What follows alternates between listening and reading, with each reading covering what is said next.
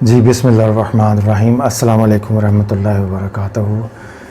Good morning, good afternoon, good evening wherever you are. Keep smiling and keep moving. This is Naeem Mushtaq here.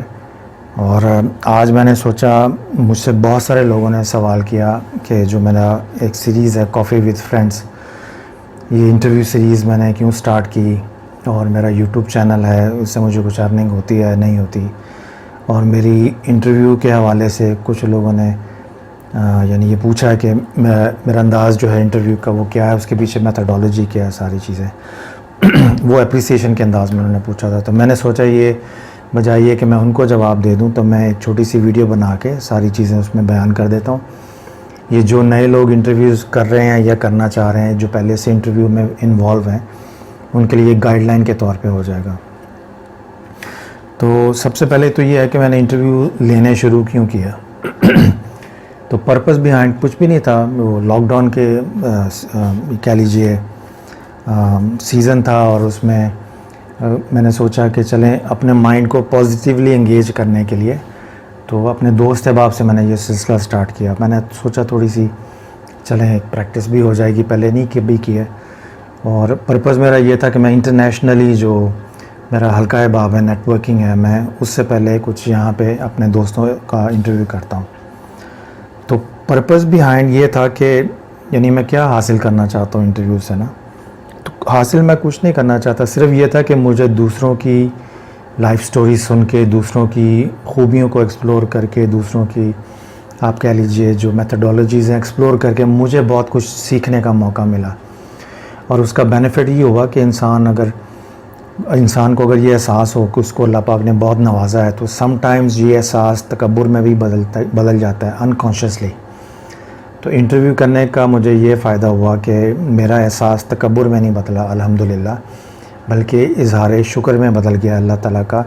کہ ایک تو اللہ پاک کا شکر ادا کیا کہ جب میں دوسرے لوگوں کو سنتا ہوں تو اللہ پاک نے ہر آدمی کو اپنی کسی نہ کسی کیپیسٹی میں نوازا ہے, اور ہر آدمی کو اس کے حسب حال, حسب توفیق, اس کی لائف کی جو اپس اینڈ ڈاؤنز ہیں اس کے مطابق اللہ تعالیٰ نے اس کو نوازا ہے.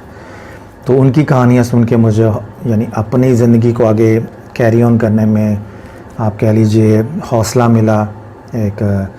اور ان کی کہانیاں سن کے پھر مجھے جب میں نے اپنی زندگی سے کمپیئر کیا تو اللہ پاک کا شکر ادا کرنے کی توفیق عطا ہوئی, مزید شکر ادا کرنے کی توفیق عطا ہوئی.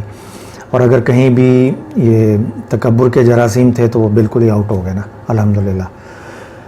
تو یہ اس وجہ سے میں نے انٹرویوز کا سلسلہ سٹارٹ کیا. اپنے آپ کو انگیج کرنے کے لیے مینٹلی چلیں ایک پازیٹیو ایکٹیویٹیز جنریٹ ہو جاتی ہے, لوگوں سے ملنا ملانا ذرا مشکل ہو جاتا ہے, تو میں نے سوچا زوم پہ کر لیں, یا جن دوستوں سے ملاقات ممکن ہے فزیکلی ان سے ملاقات کر لیں. اور سیکھنا مقصد تھا اور کچھ نہیں تھا. میں نے سوچا کہ ان کی لائف سے اپنے لیے کچھ سیکھوں. تو ایک سیلف لرننگ کا پروسیس تھا جس کے لیے میں نے اپنے انٹرویو کا سلسلہ سٹارٹ کیا تھا. اب دوسری چیز بعض لوگ پوچھتے ہیں کہ آپ کماتے ہیں کیا. میرا پچھلے 2 سال سے میں نے اس کو مونیٹائز کیا ہے. میں 2009 سے غالباً یا 11 سے, میں ایگزیکٹلی دیکھ لوں گا, میں کئی سال ہو گیا میرے یوٹیوب چینل کو, اور میں آج تک اس سے کماتا کچھ نہیں ہوں. پھر تقریباً کوئی 2 سال پہلے میں نے اس کو مونیٹائز کروایا تھا. تو مونیٹائز تو ہے, مگر پراپر اس کی جو ٹریفک کا فلو ہوتا ہے اور باقی جو ٹیکنیکلٹیز ہوتی ہیں وہ مجھے نہیں آتی. تو میں صرف یہ ہے کہ اس کو اپلوڈ کر دیتا ہوں, اور اپلوڈ بھی اس لیے کرتا ہوں. یوٹیوب چینل بھی میں نے اس لیے سٹارٹ کیا تھا کہ جب میں نے انٹرفیت ڈائلاگ پہ ایک کتاب بھی لکھی تھی, اور اس فیلڈ میں مجھے لوگ جانتے ہیں, تو بہت سارے یونیورسٹی کے اسٹوڈنٹ مجھ سے ملنے آتے تھے اسلام آباد میں اس وقت. یہ 2010 یا 11 کی بات ہے. تو ان میں سے اکثر یہ فاٹا ریجن کے, ہزارہ یا سندھ سے ہوتے تھے, بہت دور سے ہوتے تھے. تو وہ کہتے تھے سر کیا ممکن ہے کہ ہمیں آنا پڑتا ہے آپ سے سوال جواب کرنے کے لیے, تو کوئی ایسی صورت ہو کہ ان کی لرننگ کا ایک ذریعہ بن جائے نا. تو ان اسٹوڈنٹس کی فلاح و بہبود کے لیے والنٹیئرلی میں نے یہ اپنا چینل سٹارٹ کیا, اور ویڈیو بنا کے میں نے اپلوڈ کرنا شروع کی, اور وہ اپنے علاقے میں بیٹھ کے اس کو دیکھتے تھے. تو اس طرح سے ان کی لرننگ ہوتی تھی. کچھ ایم فل کے اسٹوڈنٹ ہوتے تھے, کچھ پی ایچ ڈی کے ہوتے تھے, مگر میں نے چند اسٹوڈنٹس کی فلاح و بہبود کے لیے یہ سٹارٹ کیا تھا. مگر اللہ پاک نے اس میں برکت اتنی ڈال دی کہ وہ آہستہ آہستہ میرا یوٹیوب چینل انٹرنیشنلی ریکگنائز ہونا شروع ہو گیا کنٹینٹ کے پوائنٹ آف ویو سے. اچھا, اب میں آپ کو بتاتا ہوں کہ میری انٹرویو فلسفی کیا ہے. میں جب انٹرویو لے رہا ہوتا ہوں تو میرے ذہن میں کیا ہوتا ہے, اور انٹرویو لینے کے پیچھے جو میرا ایکسپیرینس ہے وہ میں نے کہاں سے حاصل کیا, سوال کیا ہوتا ہے, سوال کو یعنی کہ پوچھا کیوں جاتا ہے, سوال کی نفسیات کیا ہوتی ہیں, جواب کیا چیز ہوتی ہے. تو یہ ویڈیو میری جو آپ لوگ دیکھ رہے ہیں, یہ اگر آپ انٹرویو دے رہے ہیں تو آپ کو کام آ جائے گی, اگر آپ انٹرویو لے رہے ہیں تب آپ کو کام آ جائے گی. اور ایک جنرل انفارمیشن, اگر آپ کسی اور کا انٹرویو دیکھ رہے ہیں ایز اے ویور, تو آپ کو اس انٹرویو کو سمجھنے میں بھی بڑا ایک مدد مل جائے گی نا آپ کو. تو یہ ذہن میں رکھیں. پہلے میں آپ کو یہ بتا دیتا ہوں کہ جو انٹرویو ایک بیسکلی کویسچن آنسر کا ایک پروسیس ہوتا ہے.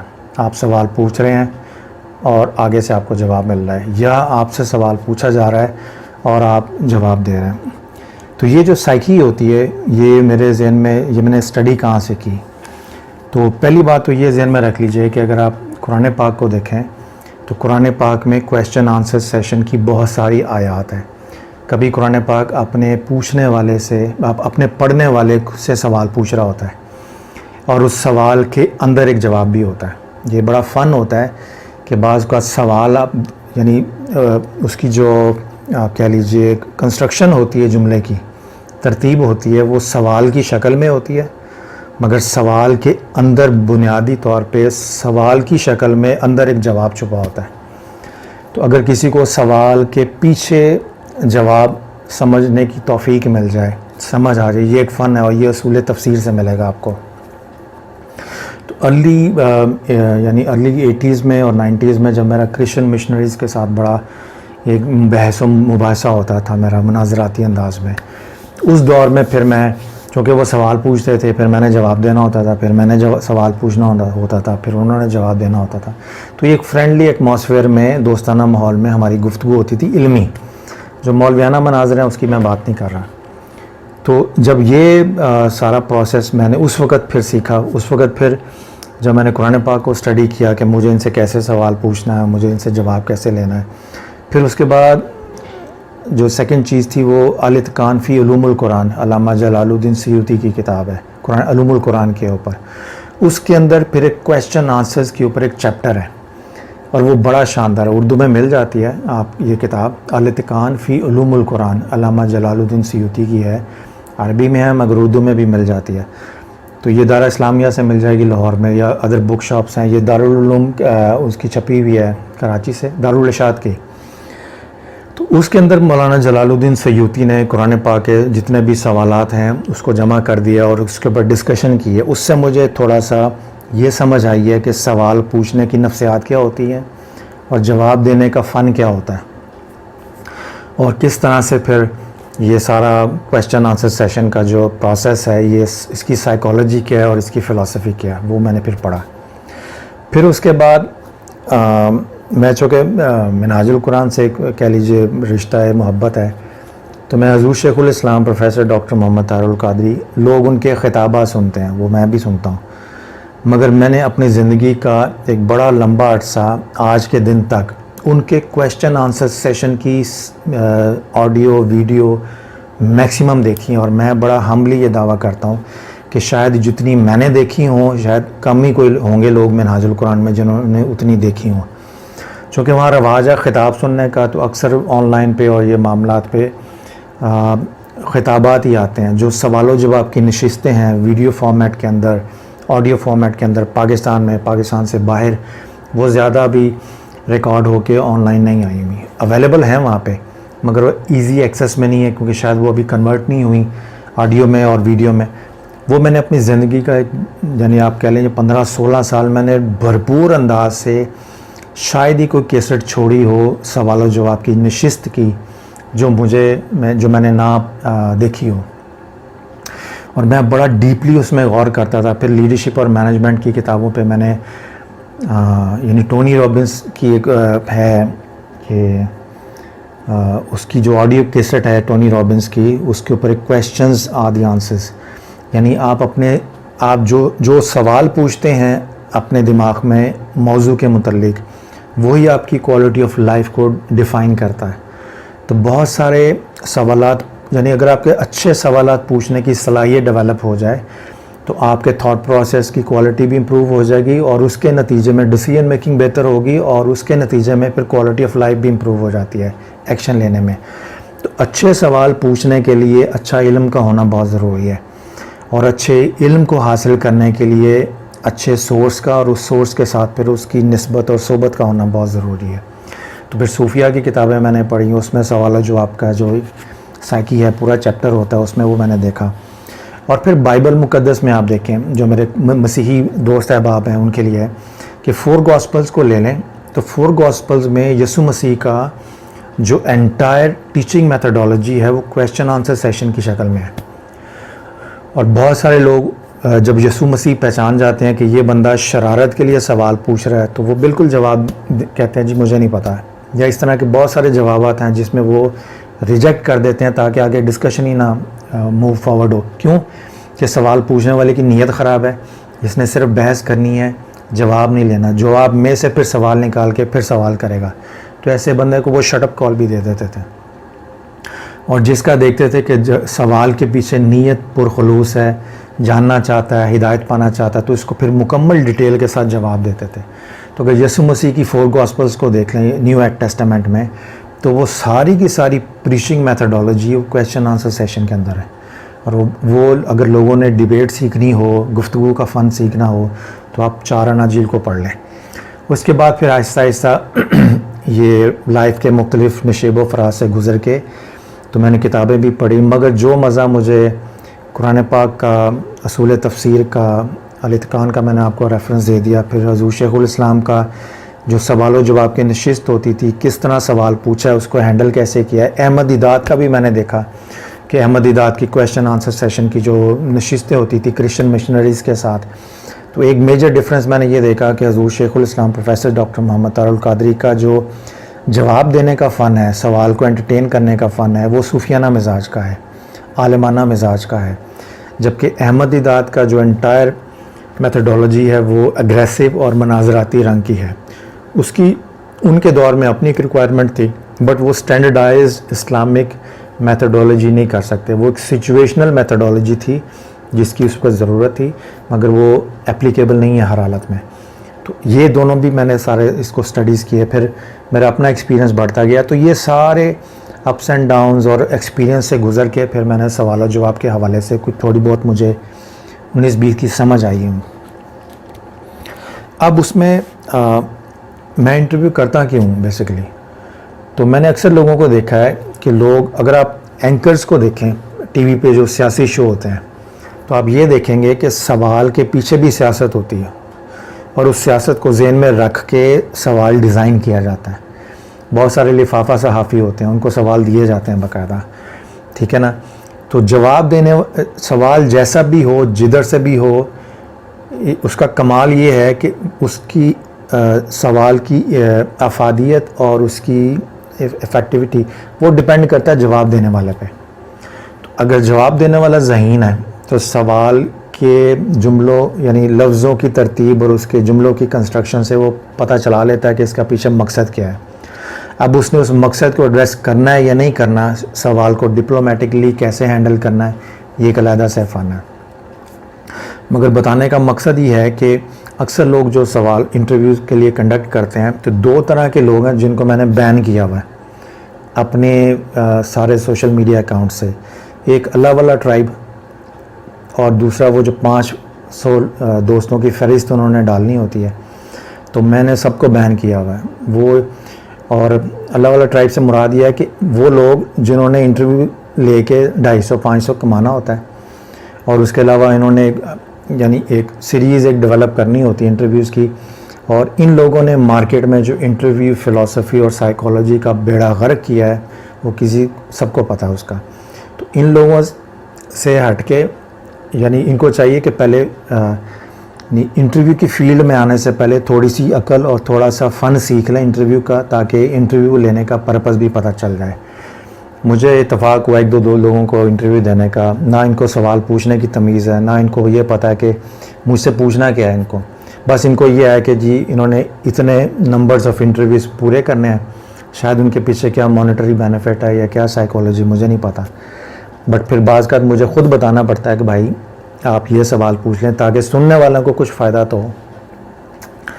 تو یہ پہلی بات ذہن میں رکھ لیں کہ جب میں انٹرویو کر رہا ہوتا ہوں، میری انٹرویو فلسفی اور سائیکالوجی ہے کہ آپ جس کا انٹرویو کر رہے ہیں اس کو عزت دیں، اس کو محبت دیں، اور اس کی عزت اور محبت کا سوسائٹی میں انٹرویو کے ذریعے وہ بڑھانے میں رول پلے کریں. کبھی کسی شخص کا یا خاتون کا انٹرویو لے رہے ہوں اور اس پرپس کے لیے لے رہے ہوں کہ آپ نے انٹرویو کے بہانے اس کو ڈیگریڈ کرنا ہے، اس سے زیادہ گھٹیا اور غیر اخلاقی حرکت نہیں ہو سکتی. اس سے آپ کا اپنا گھٹیا ہونا ثابت ہوتا ہے، انٹرویو لینے والے کا نہیں، دینے والے کا نہیں.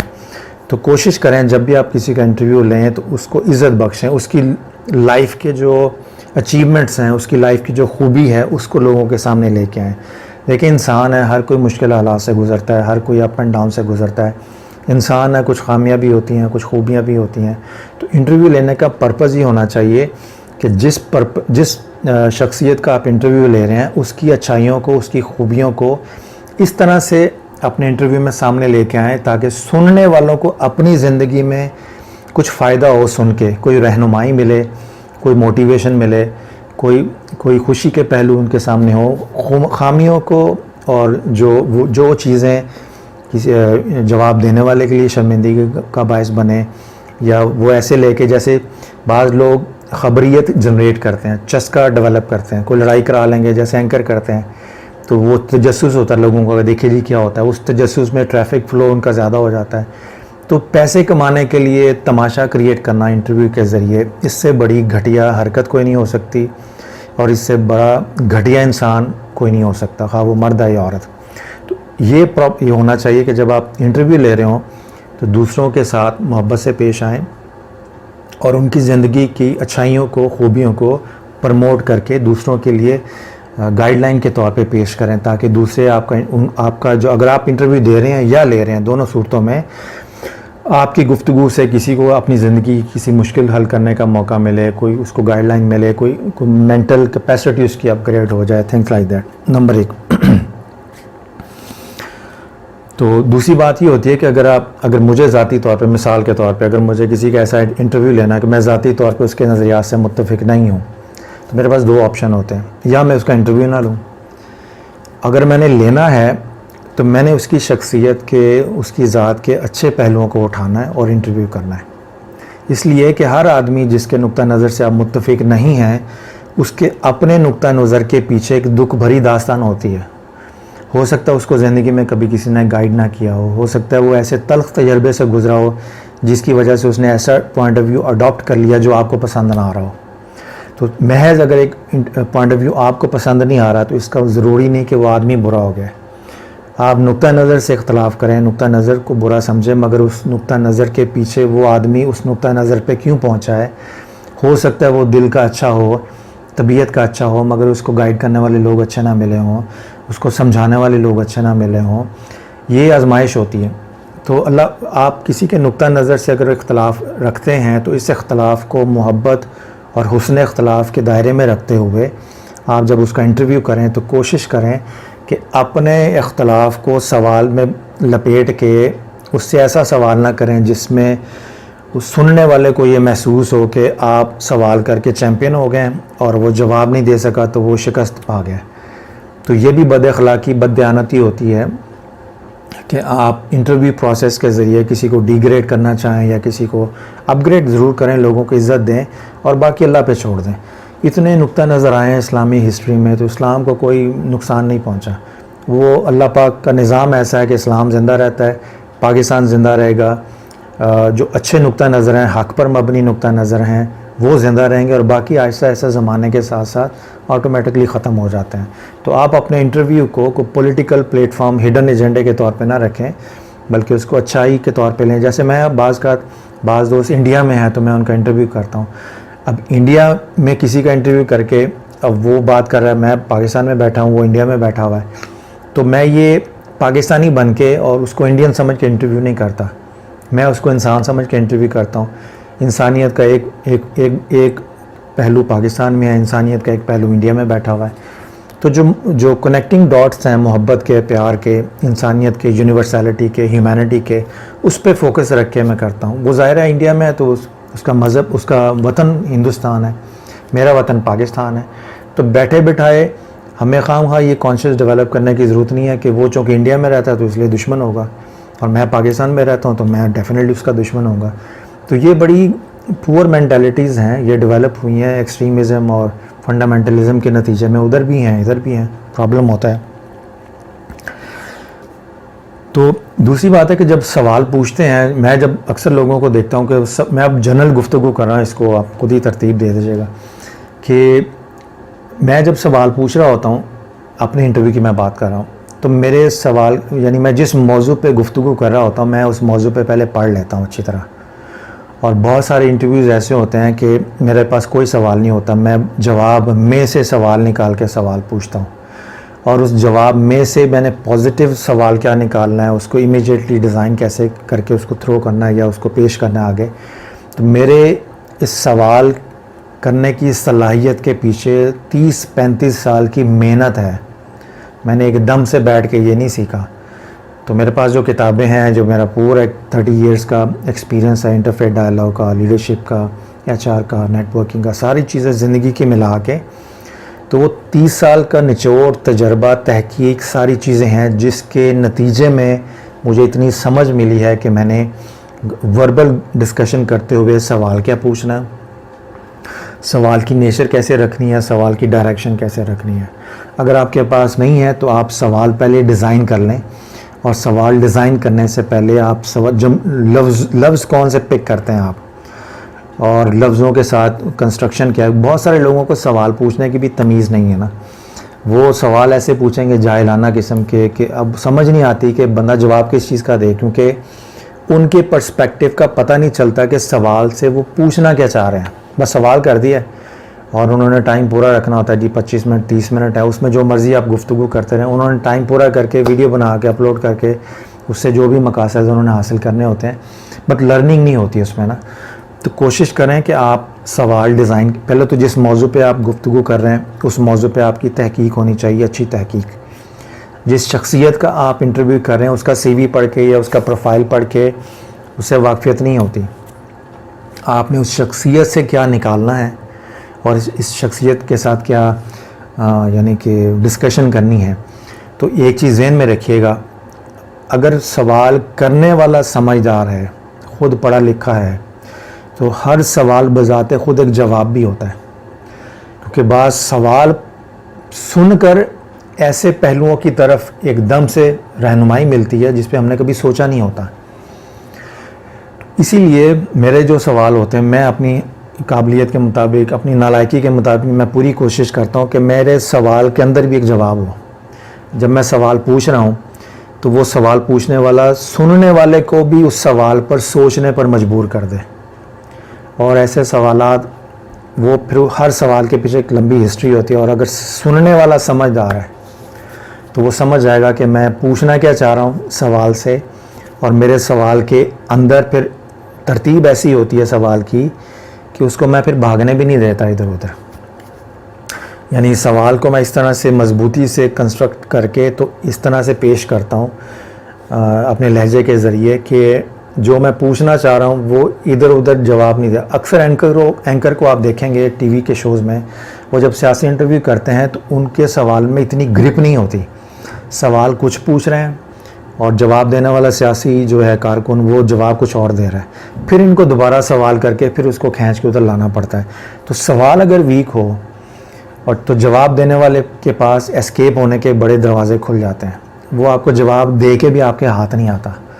تو اس لیے سوال پوچھنا، سوال کے اندر ایک جواب رکھ کے، سوال کے اندر ایک ڈائریکشن رکھ کے، سوال کے اندر ایک آپ یوں کہہ لیجیے پابند کر کے ڈائریکشن کو، اس کی جہت کو، کہ جواب دینے والا پھر سوچنے پہ مجبور ہو جائے کہ میں جواب دوں یا نہ دوں. مگر وہ یہی بات ہے کہ سوال کیا ہوتا ہے، پوچھا کیسے جاتا ہے، یہ بڑی سائنس ہے، اور ہر چیز کتاب میں نہیں ملتی. ہر چیز آپ کو یا اگر آپ یہ کتاب پڑھ لیں نا، الاتقان فی علوم القرآن، علامہ جلال الدین سیوطی کی، آپ کو تھوڑی سمجھ آ جائے گی کہ قرآن پاک کی سائیکی کیا ہے. بہت ساری کتابیں ہیں جس میں قرآن پاک کے سوالات کو سپریٹ کر کے کتاب عربی میں لکھی ہوئی ہے کہ سوالات قرآن پاک. تو قرآن پڑھنے والا بعض اوقات اپنے جو قاری کو ہے وہ سوال کے ذریعے متوجہ کرتا ہے. ہوتا سوال ہے مگر اس سوال کے اندر ایک جواب ہوتا ہے. تو وہ بڑی شاندار سائنس ہے. تو یہ میری ایک ہلکی پھلکی سی کہہ لیجئے فلسفی ہے جس کے تحت میں اپنے انٹرویو کنڈکٹ کرتا ہوں. پرپز میں نے آپ کو بتا دیا کہ پرپز یہ ہوتا ہے میں لوگوں سے سیکھوں اور سیکھ کے اپنے لیے ان میں سے اپنی زندگی کو امپروو کرنے کے لیے کچھ نہ کچھ حاصل کروں. لوگوں کی زندگیوں کو میں جب ایکسپلور کرتا ہوں کویشچن آنسرز کے ذریعے تو مجھے یہ بھی تسلی ہوتی ہے کہ میں جن حالات سے گزرا ہوں میں تو بہت بہتر ہوں, اللہ پاک نے مجھے ان کے حالات سے گزرنے سے محفوظ رکھا ہے. تو وہ ایک موٹیویشن ہوتی ہے. پھر مجھے ان کے حالات سن کے یہ بھی تسلی ہوتی ہے کہ اللہ پاک نے مجھے اپنے کرم اور فضل میں رکھا ہوا ہے تمام تر مشکلات اور پریشانیوں سے گزرنے کے باوجود. تو یہ میری جنرل سے ڈسکشن ہے, یہ میرا انٹرویو کا طریقہ ہے. آئی ہوپ کہ انٹرویو دینے والوں کو, انٹرویو لینے والوں کو اور سننے والوں کو اس چھوٹی سی ویڈیو سے بہت کچھ سیکھنے کا موقع ملے گا اور بہت ایریا میں آپ کو یہ بھی موقع ملے گا کہ آپ نے آگے انٹرویو لینے سے پہلے کن کن ایریاز میں خود سے اپنی آپ کی ٹریننگ کرنی ہے. یہ ٹریننگ سیشن میں بھی کنورٹ ہو سکتا ہے سوال جو آپ کے جو انٹرویو کس طرح لیتے ہیں آپ. تو آئی ہوپ کہ آپ کو یہ چھوٹی سی ویڈیو پسند آئے گی. پھر انشاءاللہ کسی اور سیشن کے ساتھ آپ کی خدمت میں حاضر ہوں گا. اجازت دیجیے. اللہ حافظ.